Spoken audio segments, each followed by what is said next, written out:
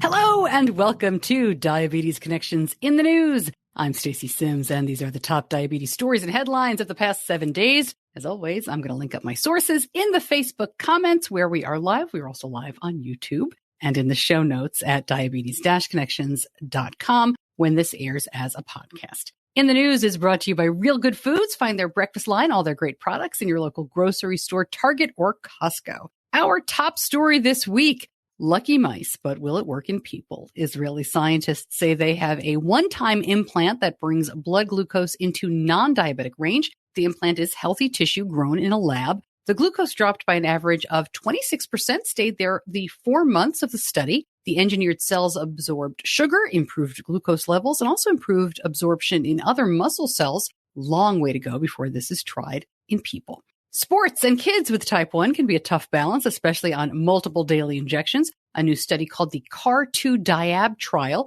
looked at what changes work for teens during exercise. There is a lot here. I would urge you to follow the link I'll provide, but basically everybody in this small study experienced overnight hypos and some high blood glucose just after exercise. The most common fix was a drop in total basal insulin. These researchers say sports and type 1 have a, quote, irreducible level of confounding factors, which, from personal experience, I can say, I agree.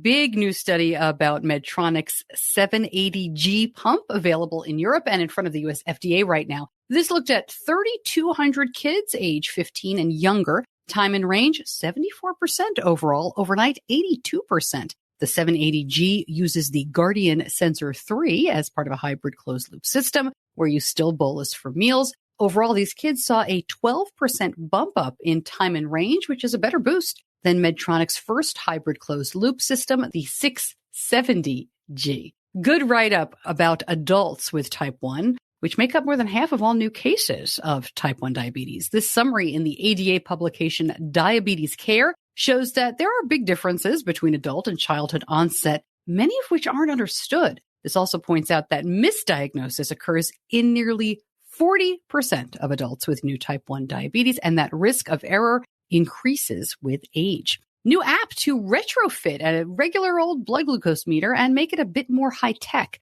Computer vision technology developed by University of Cambridge engineers can read and record the glucose levels, time, and date displayed on a typical glucose test. It does this with just the camera on a mobile phone. The technology, which doesn't require internet or Bluetooth connectivity, works for any type of glucose meter in any orientation and in a variety of light levels. The app is called GlucoRx Vision, and you think about a lot of the services and programs that have popped up that require Bluetooth and remote monitoring. This helps people take advantage without having to buy a new meter. It may, right now, only be available in the UK.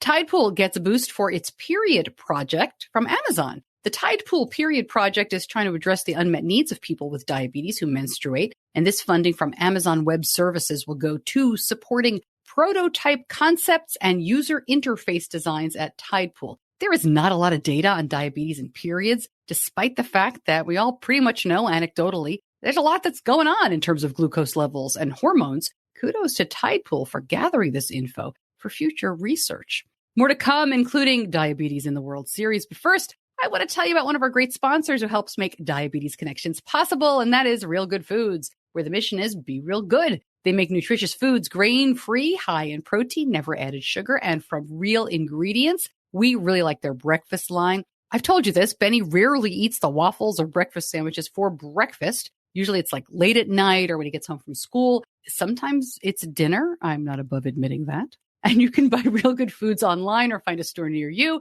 with their locator. It is right on the website.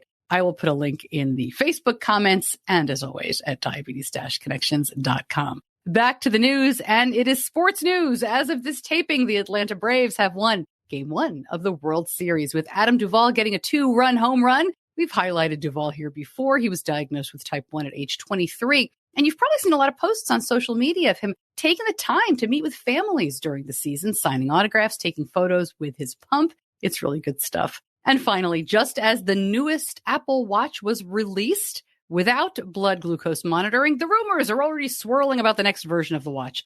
As we have said, you'll know it's real when they start clinical trials. But Dexcom's chief technology officer talked to me this week about their new agreement with Garmin. He looked ahead to the G7 and possible non-invasive blood glucose monitoring. Interesting stuff, and you can listen wherever you get your podcasts. Or if you're listening to this as a podcast, just go back one episode. And that is in the news for this week. If you like it, please share it. Thank you so much for joining me. See you back here soon. Diabetes Connections is a production of Stacey Sims Media. All rights reserved, all wrongs avenged.